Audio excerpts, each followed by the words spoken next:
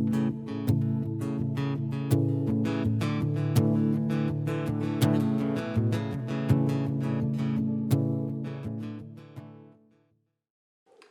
en baie welkom aan elkeen wie na vandag se diens kyk. Ek wil graag vandag gesels oor 'n onderwerp dat ek en jy nie 'n struikelblok vir iemand moet wees nie. 'n Verslaggewer het op 'n stadium 'n onderhoud gevoer met 'n dame wie 104 jaar oud was. Die verslaggewer het aan die dame gevra of dit makliker geraak het met die tyd toe sy ouer geword het om 'n beter Christen te wees. Die dame het so 'n bietjie nagedink en aan die verslaggewer gesê, die groepsdruk het definitief minder geraak. Wel, 'n vraag, wat is vir jou die moeilikste as 'n Christen? Maak nie saak hoe lank ek of jy 'n Christen is nie. Wat is die moeilikste vir jou? Wat is die moeilikste gedeelte wat jy elke dag moet face? Julle sien, wanneer ek en jy in die kerk sit tussen 'n klomp gelowiges, voel ons partykeer baie tuis. En dan is daar weer die wie sê, jy moet pas op vir daardie persone wie die voorbanke van die kerk sit. Jy sien, hulle sê hulle is Christene, maar eintlik is hulle nie. Hulle sit daar met hulle vroom gesiggies en halleluja en amen op alles. Maar as hulle hier uitstap, dan is hulle ander mense.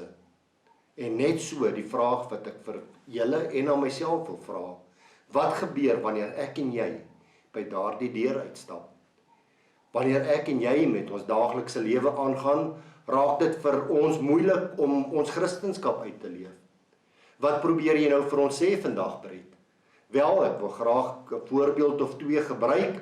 Wat ek wil sê is dat wanneer ek terug is by die werk en ek socialize met van my kollegas en hulle begin vuil grappe te vertel, veral 'n vuil grappie, verskoon ek myself van die gesprek. Of spreek ek die persone aan wat die grappie vertel? Of lag ek saam met hulle oor die grappie? As ek by mense is, of by vriende ensovoorts, tot familielede, en hulle begin om 'n ander persoon te bespreek, of skinder ek saam, of draai ek om, en loop ek weg. Julle sien, in die tye wat ons vandag bevind, is ek so bang dat ek iemand se gevoelens sal seermaak, dat ek nie bereid is om op te staan vir wat reg is nie.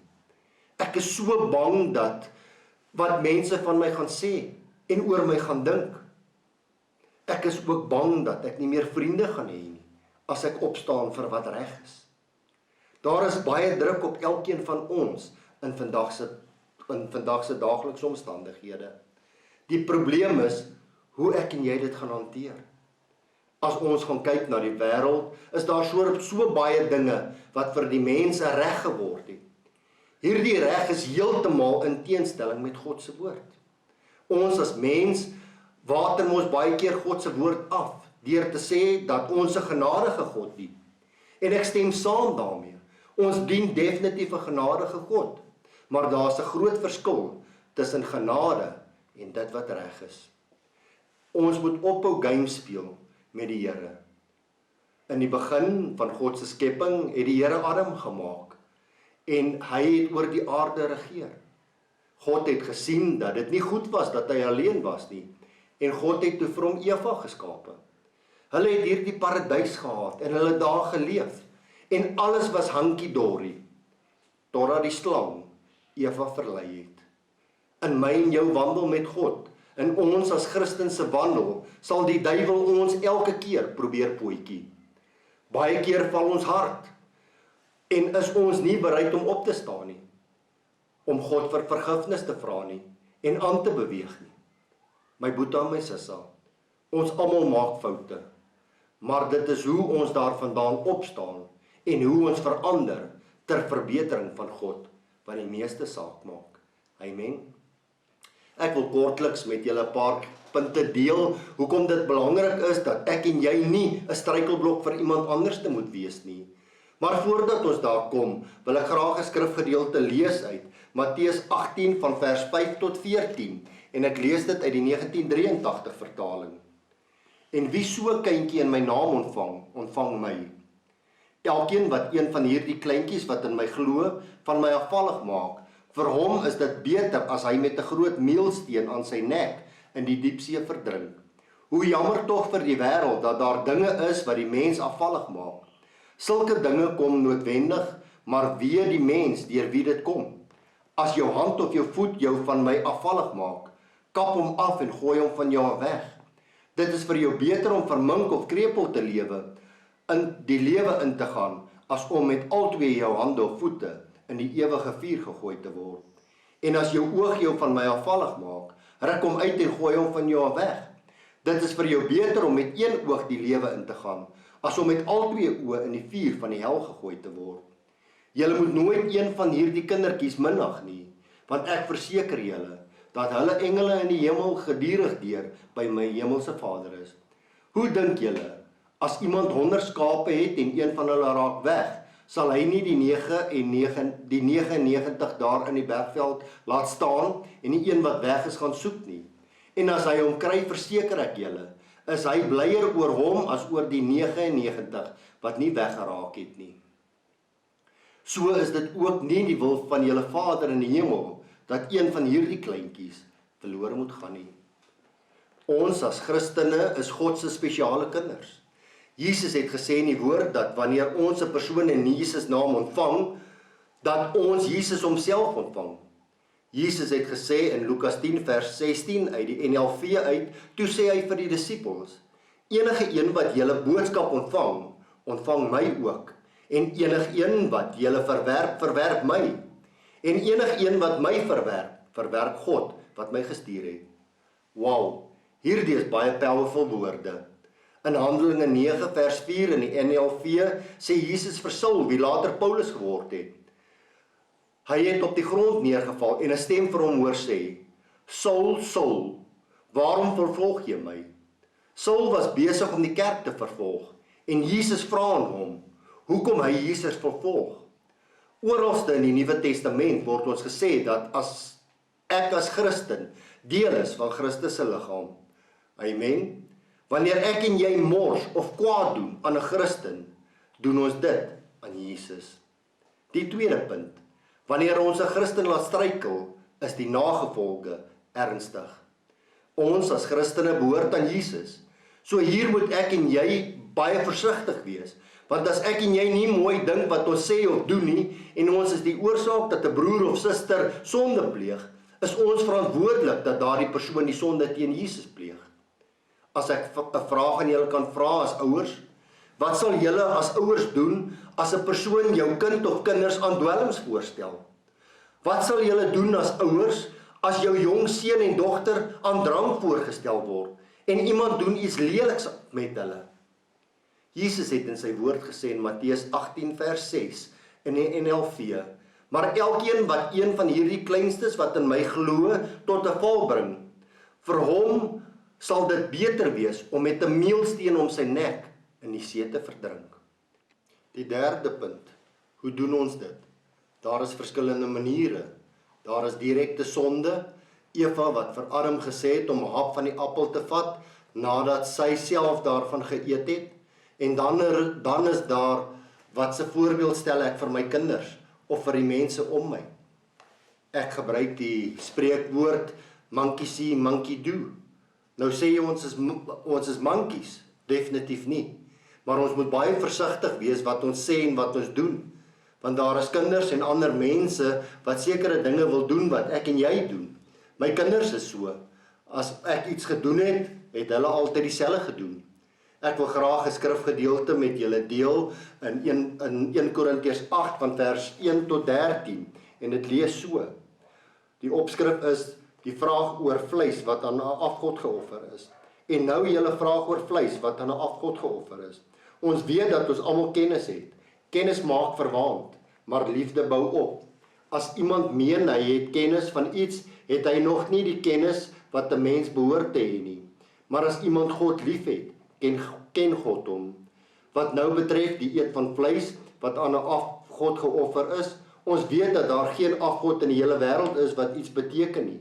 En dat daar ook geen God is nie, behalwe een. En al is daar ook sogenaamde gode, of dit in die hemel en op die aarde is. Soos daar trouens baie is wat God en baie wat die Here genoem word, is daar nogtans vir ons net een God, die Vader, uit wie alles en vir wie ons lewe, en net een Here, Jesus Christus, deur wie alles bestaan en deur wie ons lewe. Maar nie almal het hierdie kennis nie. Daar is party van julle wat so gewoond is aan afgode, dat hulle nog altyd vleis eet, asof dit 'n offer aan 'n afgod is. Daardeur word hulle gewete, wat reeds swak is, verder beswaar. Wat ons eet, bring ons egter nie nader aan God nie. As ons nie eet nie, verloor ons niks nie. En as ons eet, wen ons niks nie. Maar pas op dat hierdie vryheid van julle nie vir die wat swak is, 'n aanleiding tot sonde word nie. As jy wat hierdie kennis het, in 'n afgodstempel gaan eet en iemand met 'n swak gewete sien jou, sal dit hom dan nie aanmoedig om die vleis as afgodsoffer te eet nie. Dan gaan die swakke verlore deur hierdie kennis van jou, en dit 'n broer vir wie Christus gesterf het. Deur so teen die broers te sondig en 'n las op hulle swak gewetens te lê, sondig julle teen Christus. Daarom as ek deur wat ek eet my broer laat struikel, sal ek nooit weer vleis eet nie. Ek wil nie my broer se val veroorsaak nie. Ja, hierdie is ook 'n baie bekende gedeelte in die skrif. En kan ek vanoggend eerlik met julle wees en my hart met julle deel? Ek weet dat ek nou baie pak slaag gaan vat en dan daar baie van julle gaan kwaad wees vir my, wat ek nou gaan sê.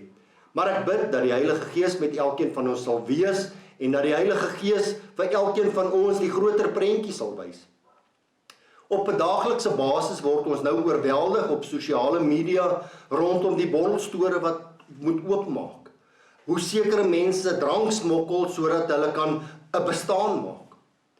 Ons het op die vorige lockdown, toe alles toe was, het baie van ons gesê, maak die kerke oop, die kerkdeure moet oopmaak, ons moet by die Here uitkom.